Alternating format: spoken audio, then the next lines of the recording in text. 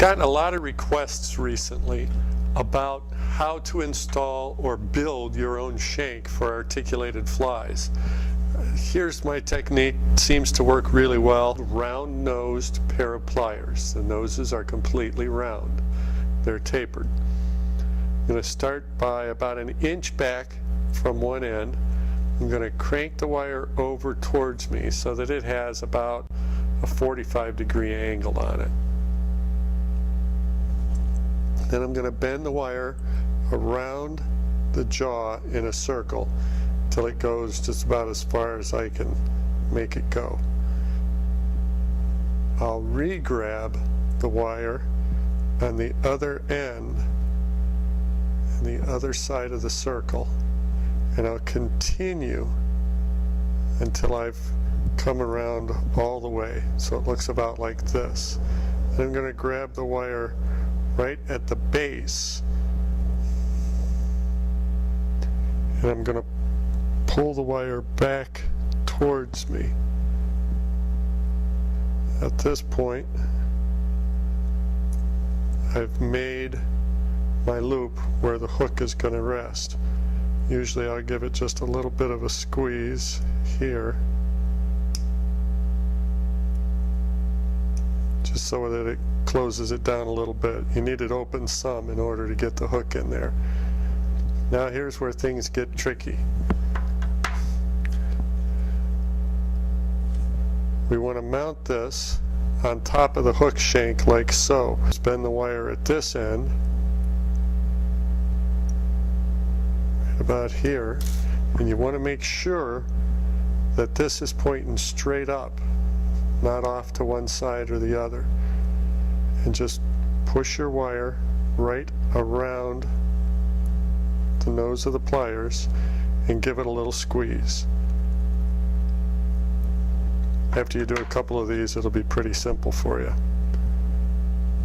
So there, we've created our shank. The shank goes through the hook eye and gets bound down along the entire length of the hook shank of the lead fly.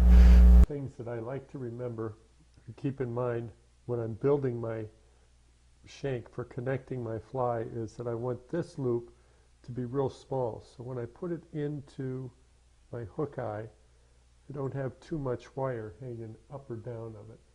Got about as tight as I can make it there and still get it on and off. Second thing I do on this end is make sure that I don't have it sticking out too far.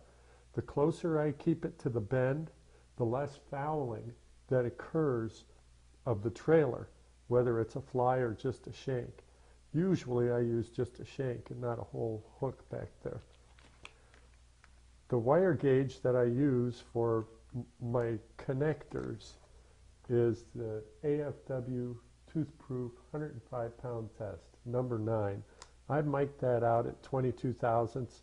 That's about the same diameter as 30-pound test mono.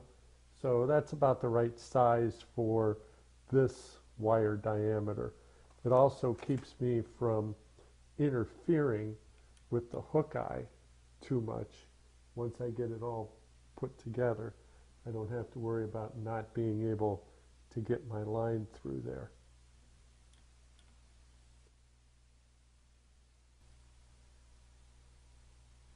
Once I get down to this point, now I'm ready to install my rear fly, whatever that might be. Generally, I don't use a hook, I just tie the fly on the shank,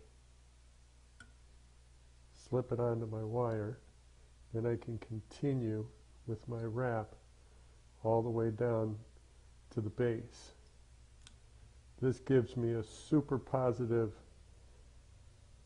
attachment that I know won't come apart. From here, now I can begin tying the rest of my fly.